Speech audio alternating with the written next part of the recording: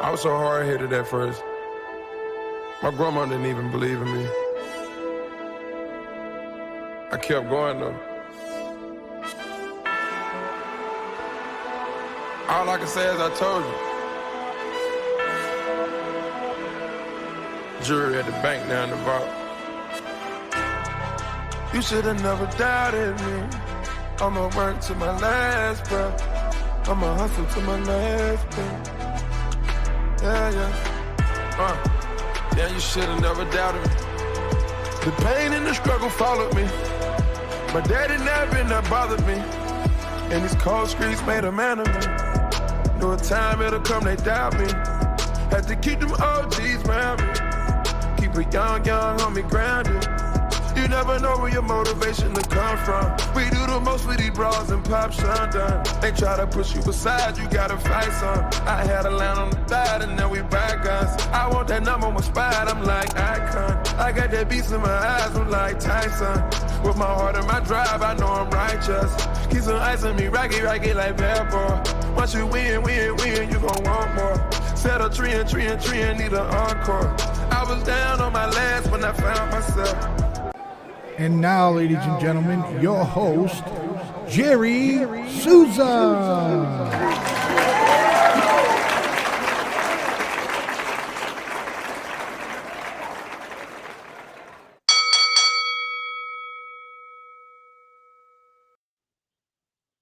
Hello, and welcome to the Neutral Corner.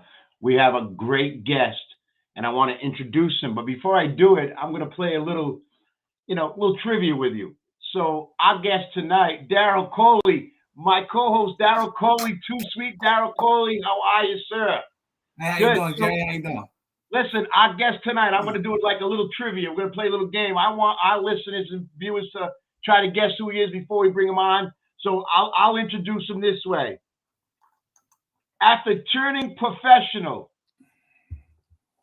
in 1989, this gentleman went on to become a two-time World Heavyweight Champion. In 1992, he won the undisputed WBA, WBC, and IBF titles by defeating the unbeaten former undisputed heavyweight champion of the world, Evander Holyfield.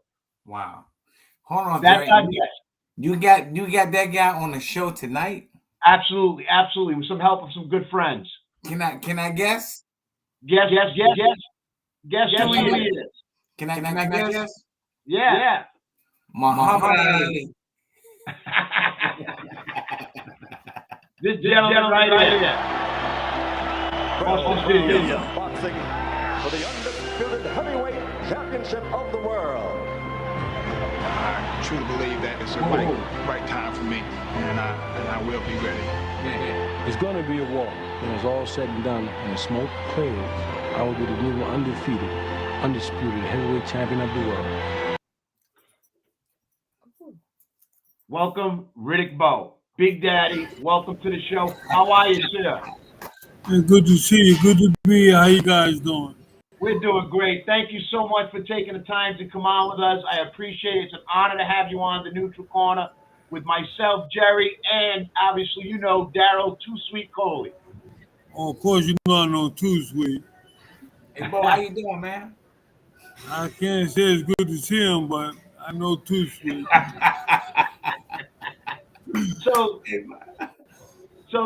hey, I just want to start out by asking you this quick question. You've probably been asked this 1,000 times.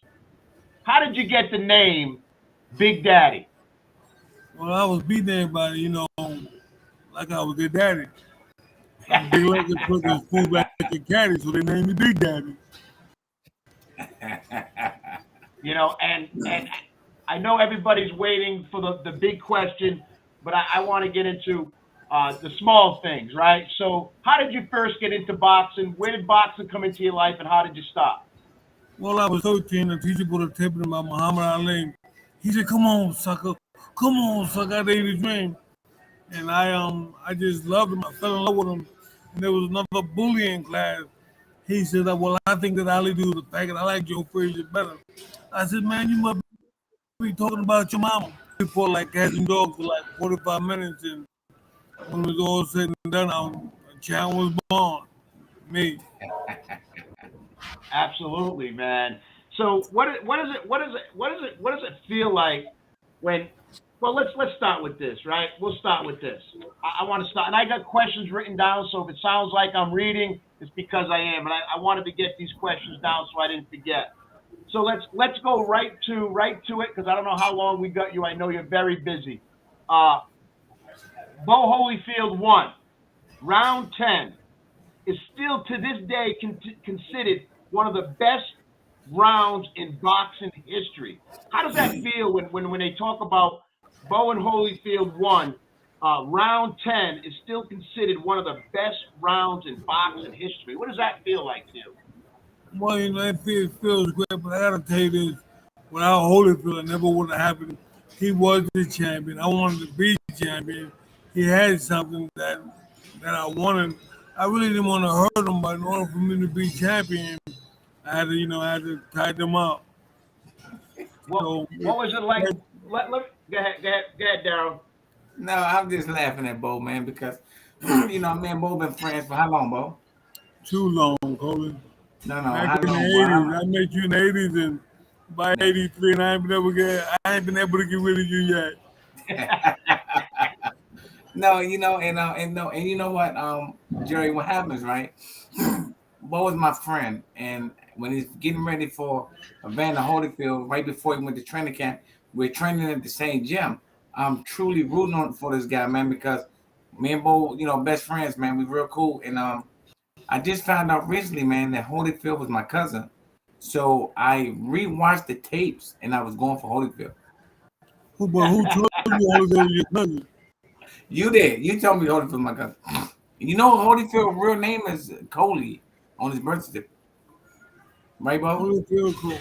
Absolutely, yes, sir. So let me ask you this, right? So Riddick Bowe and Evander Holyfield one was round 10. The first fight was considered the greatest round in boxing history, still is today. But I want to get over to real quick Bowe versus Holyfield 2, right? This is the thing now, and I'm sure you remember. It's round 7. Bowe and Holyfield 2, round 7. All of a sudden, you look at Holyfield, and he turns around, he's looking up. You turn around, you see a guy in a parachute tangled up on the ropes. How does this happen? What was going through your mind? I was bewildered. I didn't know what was taking place. But Holyfield was looking at the guy. I thought he looked he was gonna punch me and something. Keep him in mind, and I didn't tell. I seen everybody running. So I watched an interview, and this is going to lead to what we're talking about here, right? I watched an interview with Holyfield in you. Holyfield scored. Holyfield says, and I quote this: "At that point, Bowe was about to go down.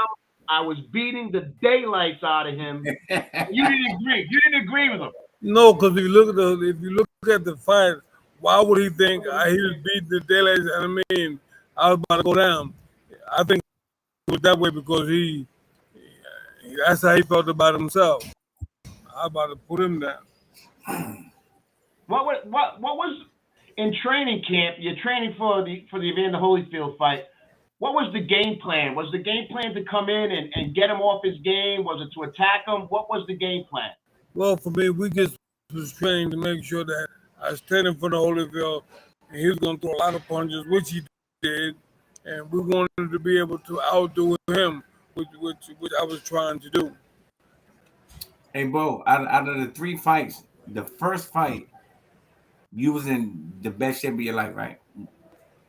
The first fight with Holyfield, you was in better shape the first fight than the second and third fight, right? Yeah, I was in impeccable condition. Yeah, we trained together. If I would have fought King Kong, then I'd have whooped him too. Yeah, we had to train together before you went to training camp. Before you was down round 1, right? Yeah, but you didn't want to come to camp with me. I didn't like you like that. We was okay. You weren't my boy like you are now. Really? Let me find out. so, so, in the Bowe and Holyfield 3 fight was the first time you got knocked down. He's the first one that ever knocked me down. Yeah.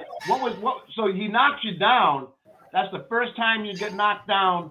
What's going through your mind?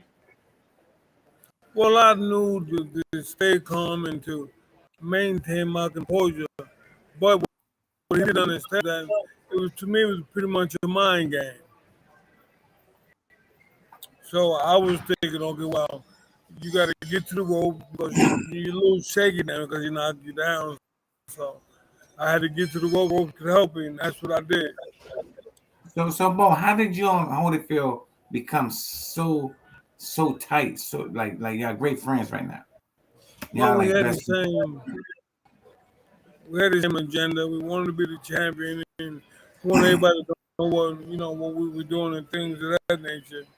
And as time progressed, we got together, we trained together and whatnot. Because I met Holyfield when I was maybe 16.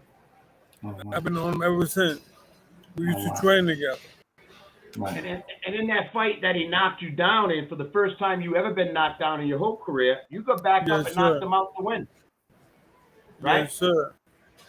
You know what you call that? When he knocked me down and I got up and I knocked him out in 2 rounds later, you know what you call that? What they call that? Putting your foot in his ass. Hey, look, I can't believe don't talk about him like that.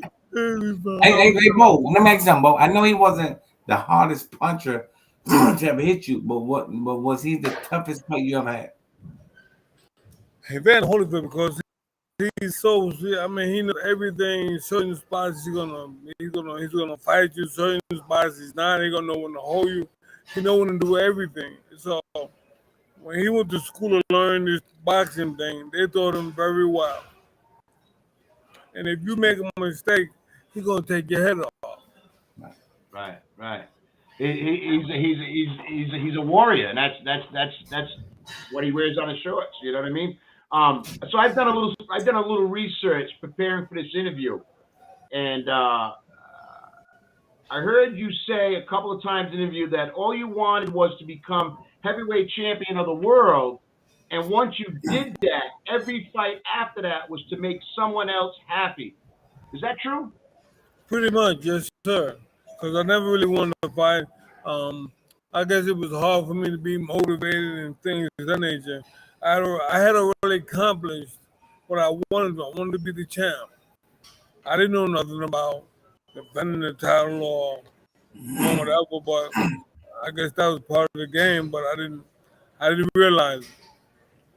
So and also, do you feel that's why some of your critics, we all have critics, that have said that's why you seemed undisciplined? Do you think you're an undisciplined fighter? No, absolutely not. But let me explain something. They don't understand. I came from nothing. And then one day I got $10 million in the bank. I can eat what I want when I want. That's what happened. And so, like before that ever took place, I couldn't eat what I wanted to eat. I was just eating better. That's all. Right. So, Daryl, do you have anything you want to ask him, your friend? Because I got some more. Well, I want to know this, man, before we go any further, man, because this is gonna really predict how I treat him after this, man. Are we still best friends? Absolutely. So let me ask this. You never boxed with George Foreman at all, like in the gym or anything? No, I never boxed with George Foreman. No, sir. So you never trained? So y'all was never really around each other? No, absolutely not. Because in the ring, George looked much bigger than you, but when y'all take a picture, you was much bigger than George. I didn't know that. I want to take that. That goes to show you, Coley. Looks are very deceiving. Amen. So when they asked Evander Holyfield, who hit Evander Holyfield the hardest, and let me read this to you. Evander Holyfield said, George Foreman hit me with the hardest punch. Holyfield said in an interview. Then he goes on to say, with a 3-point conversation, but Riddick Bowe hit me more than anybody with big shots. Right. I seen that. Yeah. So I guess it's a top up to me and Big George then. So what do you take away from these fights with Evander Holyfield? Did it change you in any way? I mean, from the first to the second or the third fight? Well, Evander Holyfield, in all honesty, he made me think. And if you don't think with Holyfield, he'll kill you. So he got me to thinking, and he made me a better fighter.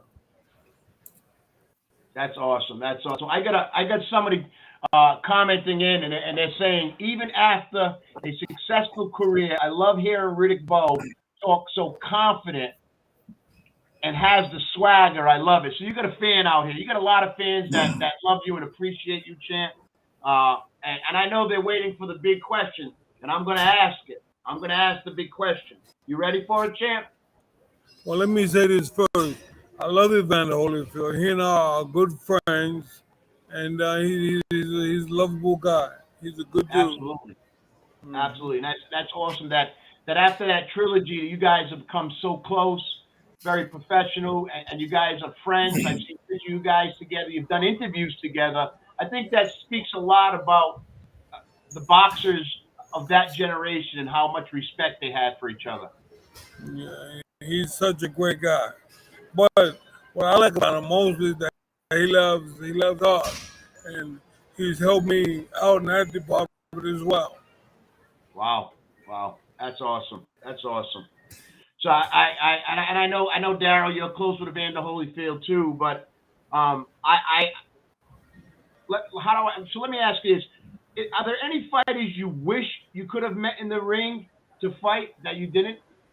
Well, I wish I could have fought Lennox Lewis, but he never wanted to really fight. He always came with some type of excuse. But God bless him. We're friends now, but I'm just keeping it real with you. Yeah, and I appreciate that. So that was my next question, Leader. Why do you think that fight didn't happen?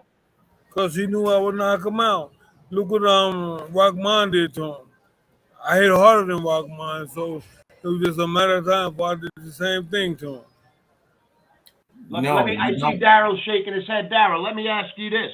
What do you think about the Riddick Bowe and Lennox Lewis fight? Well, okay, let me say this about Hanson Rockman. I think Bowe is extremely way more talented than Rockman. I don't think Bowe punch harder than Rockman. Rockman can punch. That's why Rockman became heavyweight champion, because he can punch. That's really all Rockman. I'm not gonna say really all he had, but that was his biggest threat, his punching power. Lennox Lewis came back and knocked him out. Yeah, he did. But I this is what I think. I'm riding. Me and Lennox Lewis in camp together. We're riding together, going to get some meat. Bowe calls my phone. I forget they beefing. I forget all about it. You remember this, Bowe? I give Lennox the phone. They arguing for like 20 to 30 minutes. I can't get the phone from Lennox. You remember that, Bowe? Yeah, but we're not beefing anymore. No. Listen what I'm saying. I'm talking about back then. We were beefing big time. Yes. And listen what I'm saying. He understood that me and Bowe was like real close. This man never. I was with this guy every day for 11 weeks. He never disrespected Bowe. And I kept saying to Bowe, but then I keep saying, Bowe, the man respect you to the fullest, man. I kept saying that. Bowe said this that made me feel extremely good. Bowe said he thought about me, the things that I've been telling him throughout the years, and he apologized to him. Well, not really apologized, but spoke to him like a man, because Bowe wouldn't speak to him at all. So, hey, Jim, let me ask you this. Do you regret not fighting Lennox Lewis? It's that I don't regret it. I tried to get him to fight me 3 or 4 times, but I guess the negotiations didn't go as planned. We couldn't agree.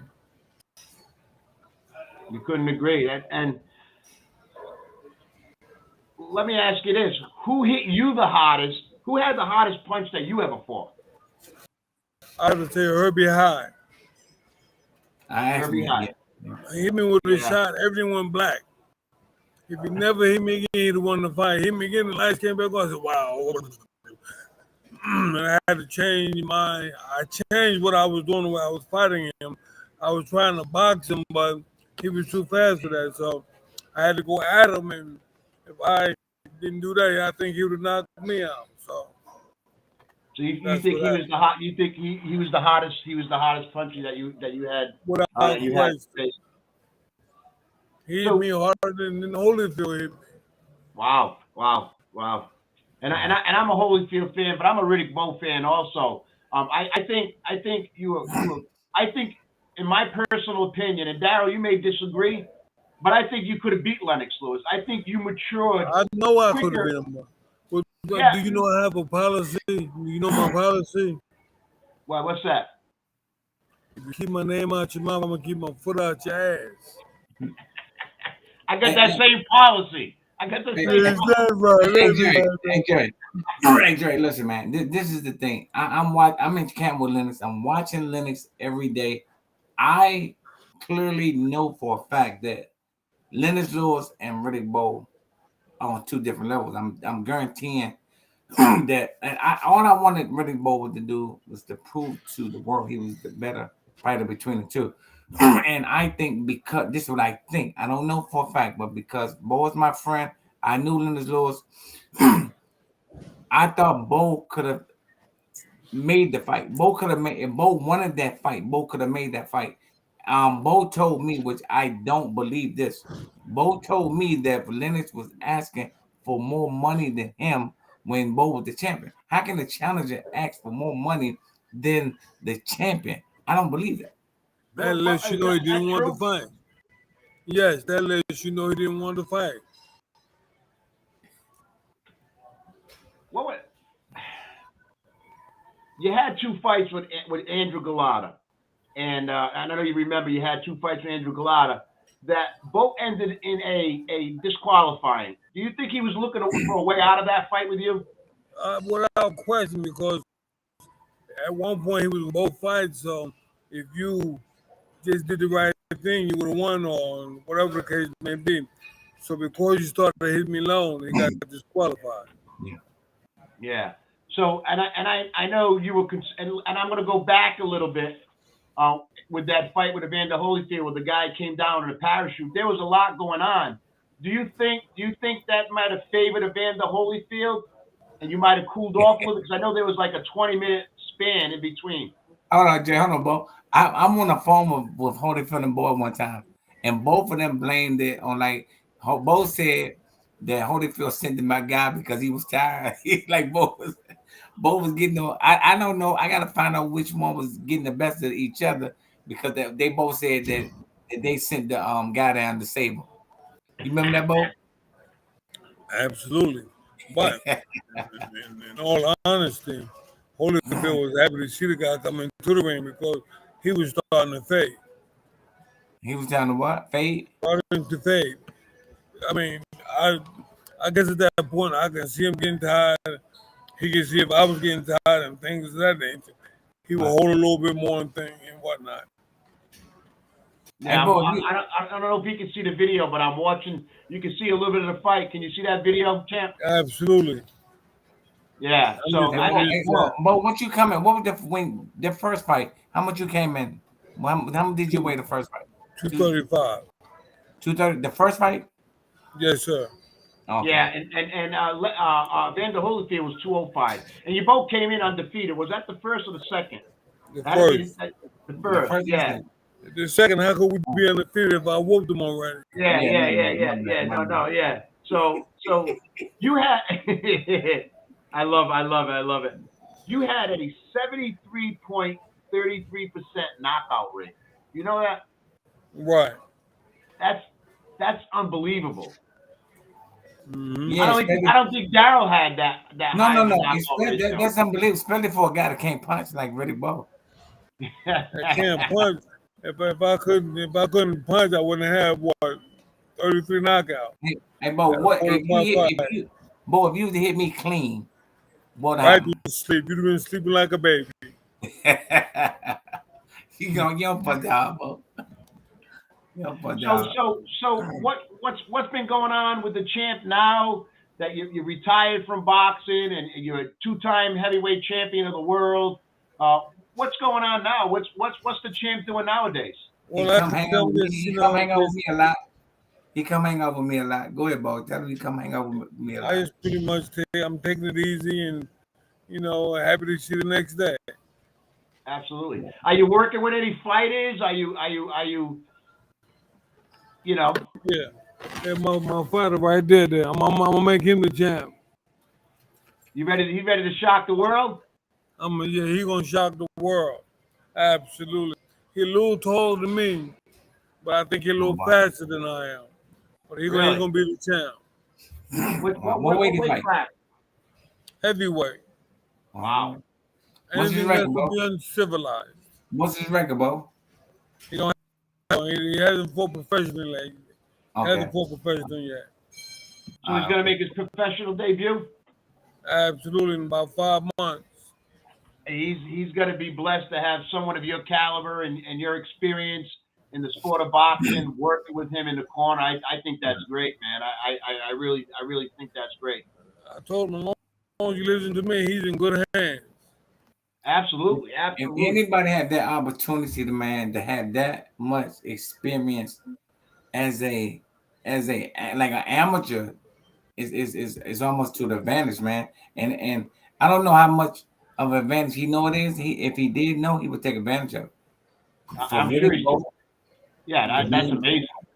That's amazing to have someone like Riddick Bowe in in his corner and working with him and just having that knowledge of what goes on inside that ring. So many people, they only see what goes on in the ring. They don't see the training and the dieting and all that stuff that's involved in preparing for a fight. Mm-hmm. You know, I'm the next Eddie Futch. So let me ask you this: Why did the fight with you and Mike Tyson happen? Because Mike ain't want the Hey, so I'm sorry. This is uncharacteristic. That goes to show you he didn't want to fight me. Hold on, Bo. What's up? This is uncharacteristic of me because I produced this show. But champ, I just want to say one thing, and I think you would have knocked Lennox Lewis on his fucking ass. Absolutely. Okay, that's all I wanted to say. That's all I wanted to say, champ. You know what I mean? Listen, we're probably both the same age, champ, but I watched all your fights, man, sitting at the bar, and the Holyfield fights were absolutely incredible. And I apologize to Jerry because, like I said, I produced the show, so it's unlike me to jump in. So, but I'm kind of how old are you? starstruck How old right now. are you right now? I'm 57. You're way older than me. No way. What are you talking about? All right, guys. Have a good show. You got. That's my producer. That's the man that makes it happen, and he's behind the scenes. So, who did you look up to coming up in the game? Because I know you started your professional career in 1989. Who was your favorite heavyweight at the time? Well, Muhammad Ali was my idol, and I say he's the greatest, and I'm the latest. So, Ali was the guy I looked up to.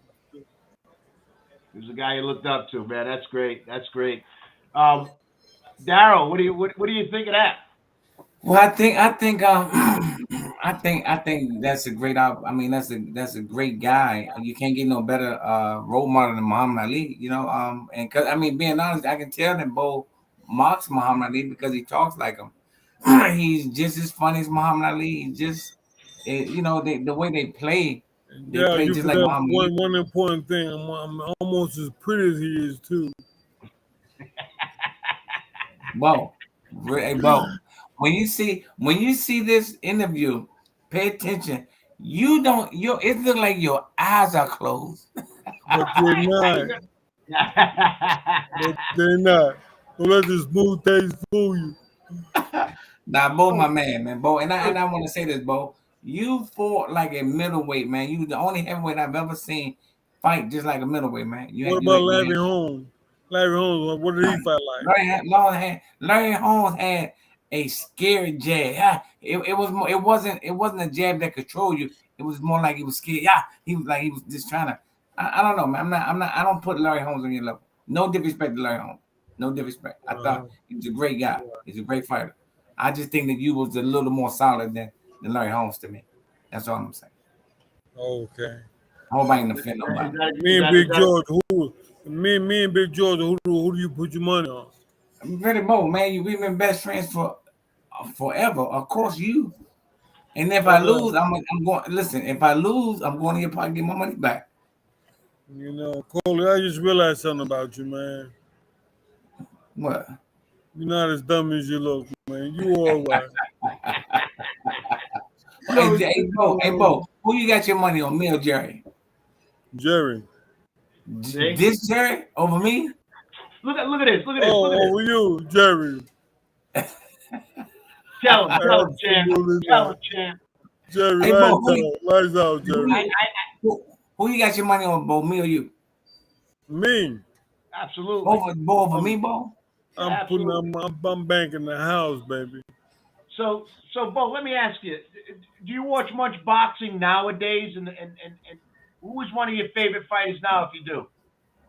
I really don't watch it. Because if I watch it, I'm gonna want to do it, so I gotta stay away from it. So I really don't watch that more. Who you got? But I guess I would say Deontay Wilder. He's one that I watch. I'm trying to think. Deontay Wilder. Tyson Fury. What do you think of Tyson Fury? I don't. Wow. Bud Crawford, Bud and Errol Spence. Who you got? But that's a toss-up. It's hard to pick. Which one you pick? I'm gonna go with Earl Spence. Yeah. Not saying he's gonna beat him because I'm going with Earl because he's bigger and they both equal as far as talent wise. I think. I just think he's a bigger man. I think he's a bigger man. I'm going with the bigger man. I know it's gonna be a good fight though. I just got a question from someone that's watching, and I want to ask a Big Daddy, smooth as a caddy, this question, because these guys I don't like, right? So the question is, champ, what do you think of the Jake Paul and Logan Paul brothers? I don't. I think. Daryl, don't go there, Daryl. No, this is what I think. I think that they're very intelligent guys that using their talent to their advantage and making a boatload of money. Well, no, they using it because whatever talent that y'all think they don't got, they make it millions of dollars. So if they make it, we're paying to see them fight, and I think, and I'm not stepping on their toes because they're successful with it. You know, I think they're great businessmen, great entrepreneurs. I think, but I do you feel that they're hurting the sport of boxing? At one time I did, but not now. I think it's because they're paying for it. We're being entertained by these guys, and boxing is about entertainment. They're entertaining us because we buying the tickets. We paying for it. I still don't like it, champ. What do you think of today's boxers versus the era you came up with the Evander Holyfield, and everybody? You guys fought more. Today, I feel that these boxers today are fighting more on social media than they are in the ring. How many times a year did you fight? I fought every month. My first year, I fought every month. When's the last time you fought? Right. So we look at fighters today, and what's changed? Why is Errol Spencer fighting once a year and Kyle Crawford fighting once a year? They're making more money now. They're making more money, so they don't have to fight as often as I fought. I'm gonna tell you, they're so afraid to lose. That's why they only fight once a month. They're extremely scared to lose. Once you lose in this area, you're done. You're done. We can lose back in the day and come back, and they will forgive us. But did you lose now? It's like I think Floyd Mayweather got everybody scared to lose. Everybody keep thinking 50-0 is everything. It's not. What everything is, you get out there, you're challenging yourself. You're challenging. It's people out there could beat Floyd in his era, but he didn't fight him. And when he did fight him, it was too late. They could have beat Floyd. There were some guys that they could have beat Floyd, but he was very careful. But that's what I think. I think people are so concerned about their record that they're not fighting nobody. Champ, what do you think? What do you think of boxing today? You can't keep calling him champ and I'm not gonna say nothing. I'm champ too. What is you're champ? Yeah, you're champ. You're both Hall of Famers. You both. I get it, but champ, what do you think? What do you think needs to change? Because boxing's hurting right now, and I'm not saying they're not paying their fighters, but they're not fighting much, and I think the fans are getting frustrated. I think now everybody's afraid to take a chance. Like with me, I didn't care who I fought or when I fought, I just fought because I loved it and I was getting paid. But I don't know why it's changing so much. Everybody else don't see it that way. I do. I think I'd like to see these guys fight more. I see them fighting more on social media, the Facebook, and they're calling each other out, and but nobody's fighting. And I think that's hurting boxing, because I remember watching boxing in the 90s with Mike Tyson, Evander Holyfield, Riddick, Bowe, Lennox Lewis. You guys fought all the time.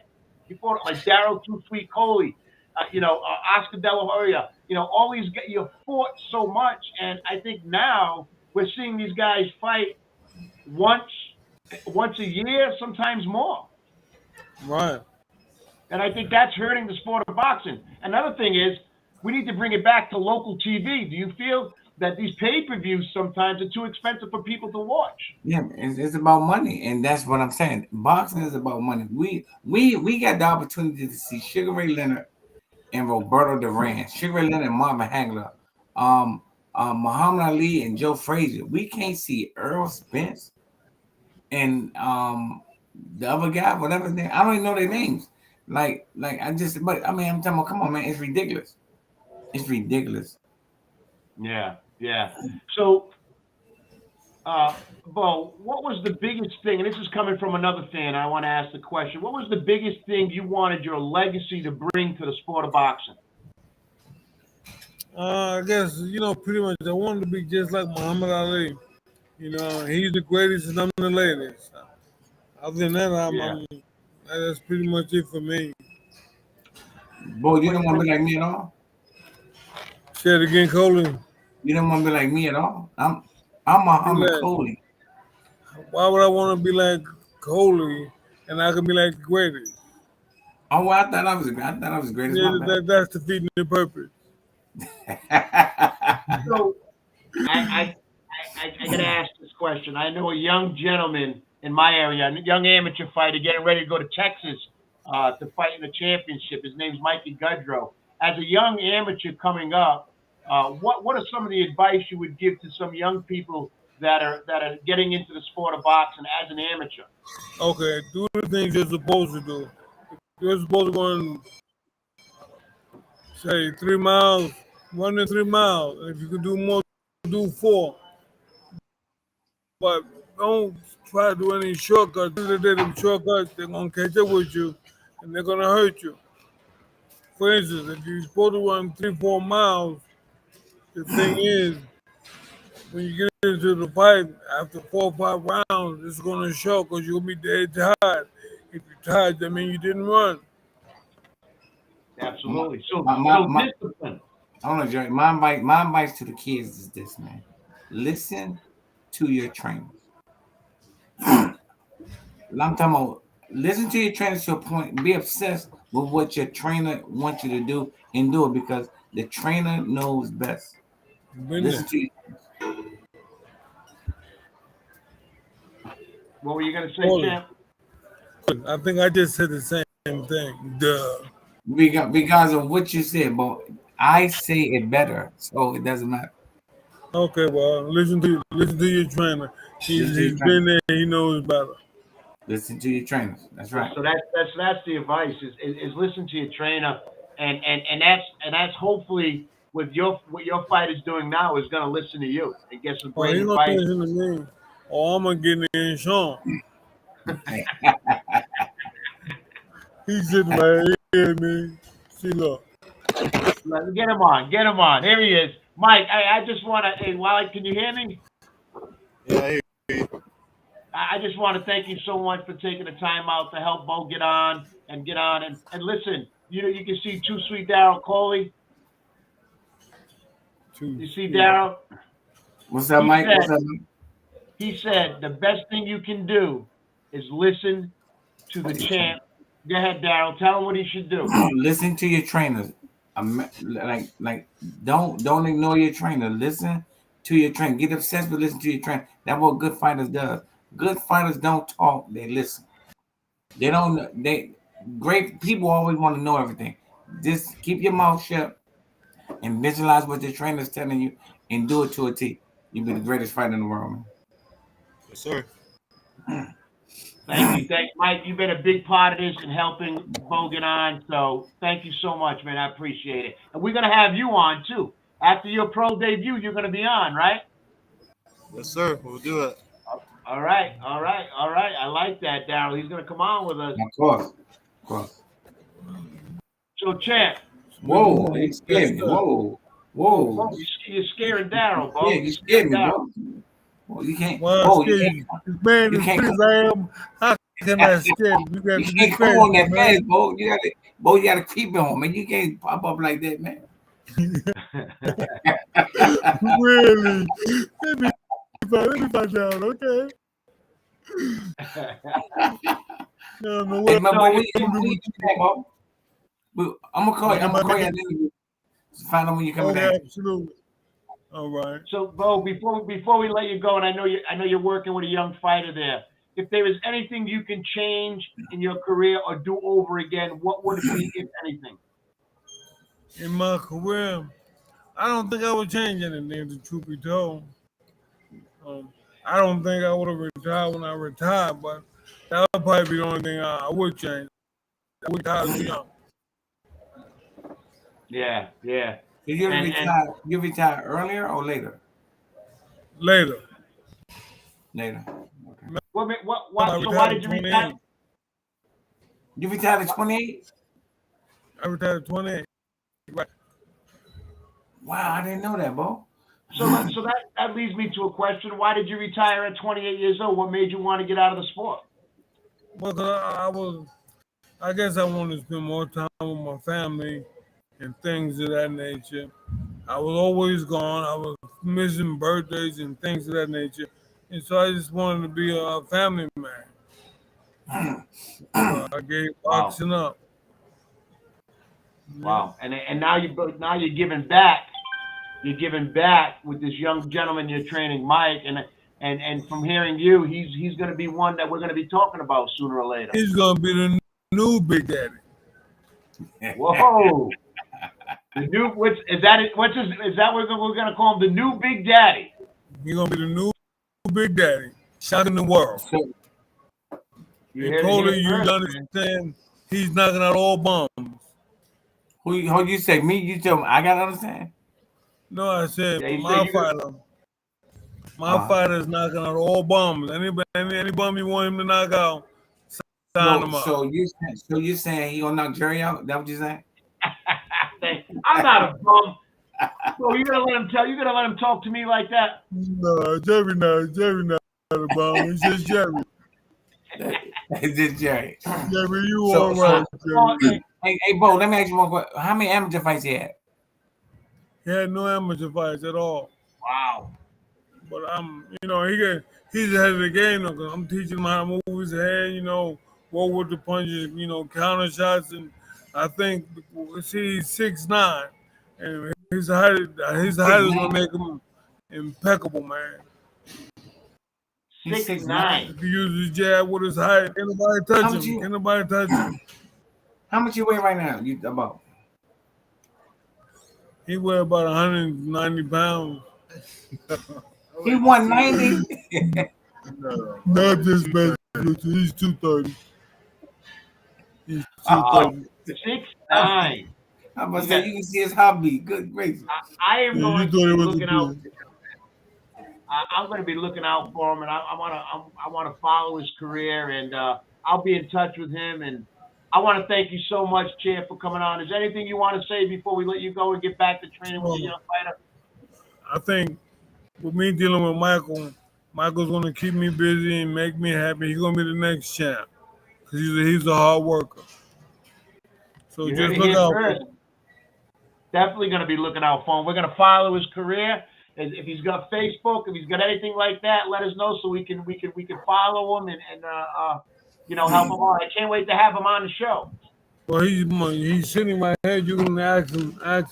So you got Facebook or anything like that?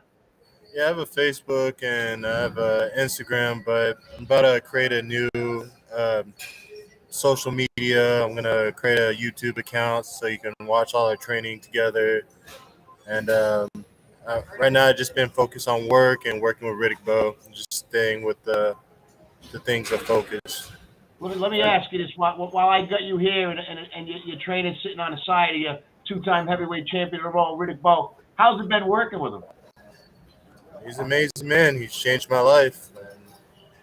And, he's gotten me out of a dark place, and now I see the light. And I just can't wait to destroy people. Like, the only people that's actually seen me fight was at Mike Busey's house at the Sausage Castle.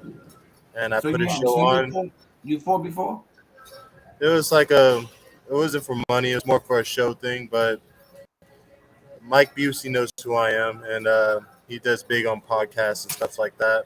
But it was a mansion party, and I knocked that joker out. But now I was trying to go towards more of MMA, but since I met Riddick Bowe, it's all about boxing now. I'm throwing everything that I knew out the window, and everything he teaches me, I take everything seriously. So when you think you'll be ready to fight? Coach says 5 months. 5 months it is. I want to do it now, but I listen to Coach. What Coach says goes. Wow.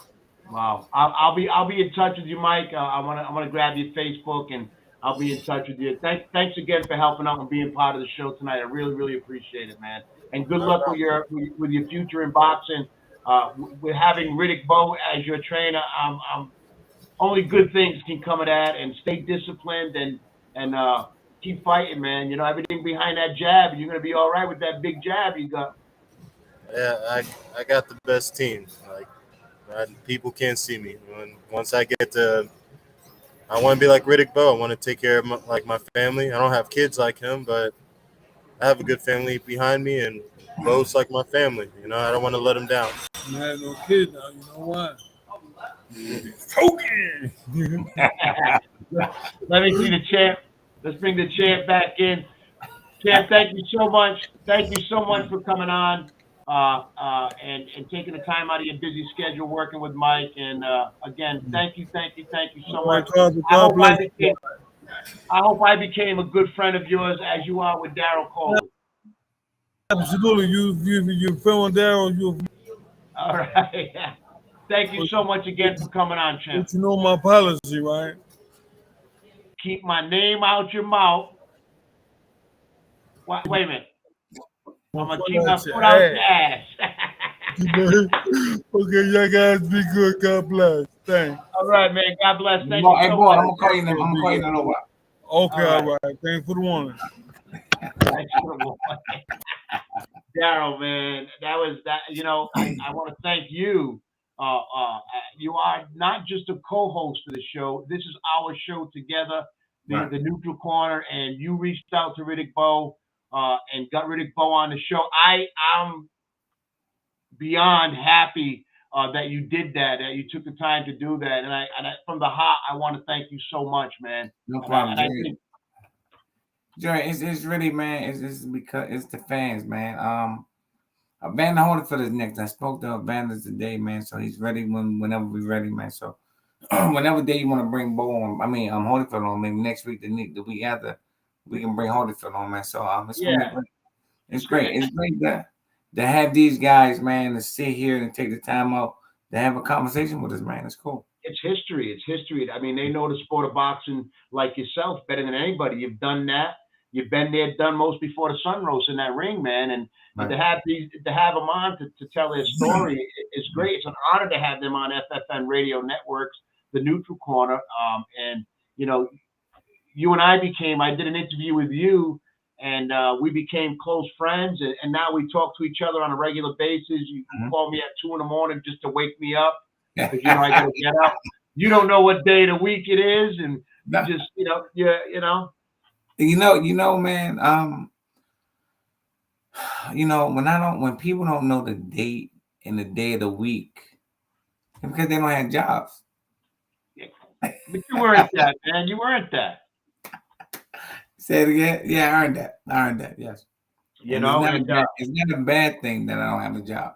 Nah, you're all right. You got a job. You got a job on the show right here. The guest you've been bringing on has been great, and it's been an honor. Yeah. I want to thank you for tonight. I know we started a little early tonight, so and you were out doing it. So Darryl, let me ask you this: where you from? Where you living at right now?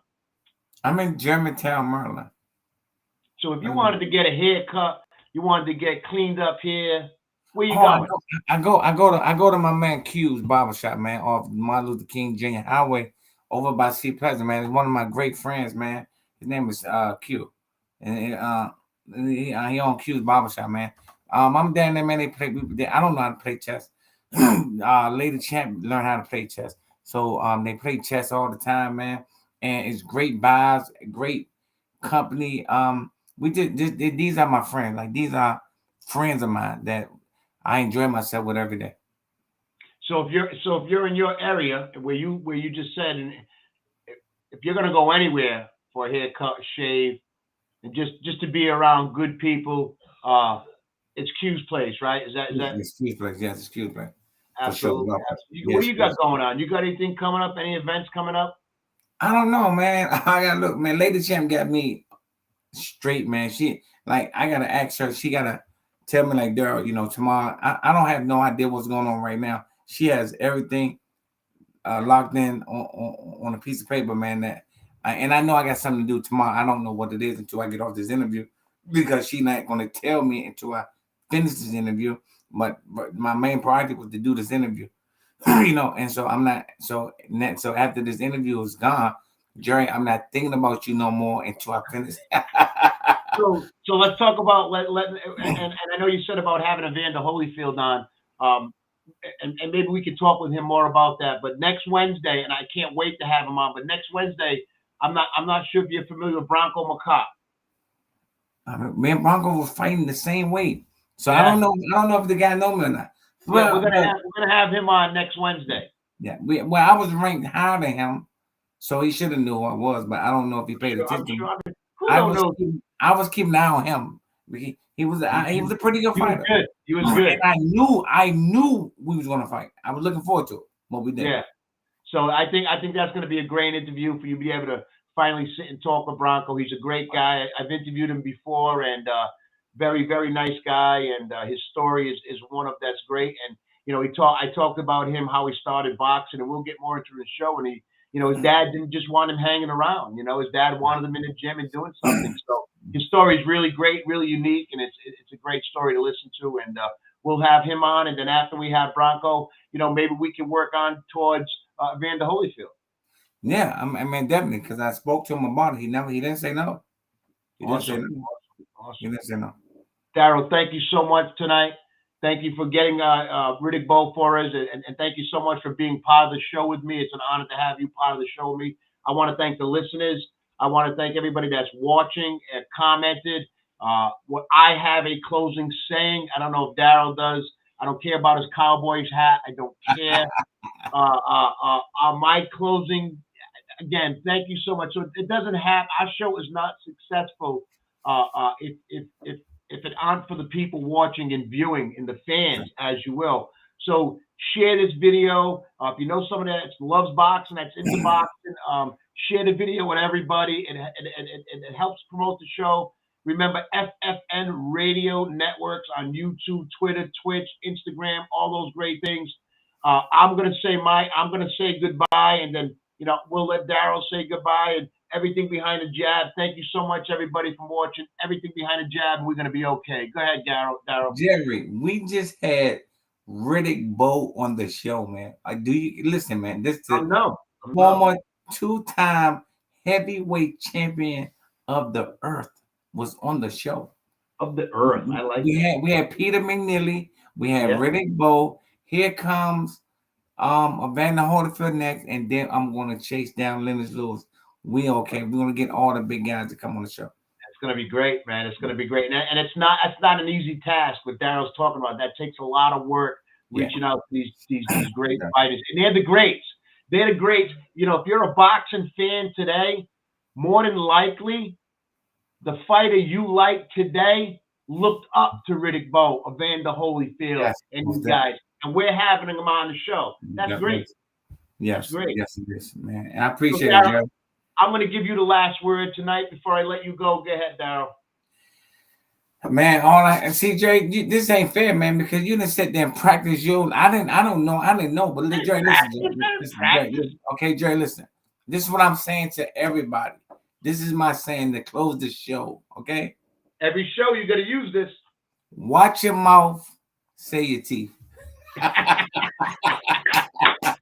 Thank you so much for coming on again, Daryl. We'll see you next week, man. I'll be in touch with you, talk with you. Have a great night. Tell Lady Champ we said hello, and we'll see you next week, man. My man. All right. There you have it. FFM Radio Networks, the Neutral Corner, bringing you top-notch guests. And it's great to have a really good friend as Daryl Coley, as a partner of mine on the show. It's our show together. And you heard it. He's working on Evander Holyfield, and eventually down the road, we're going to have next week, we're going to have Bronco McCott, another world champion, Hall of Famer, is going to come on and talk about his life in boxing and how he got into boxing. And you can always comment while the show is live.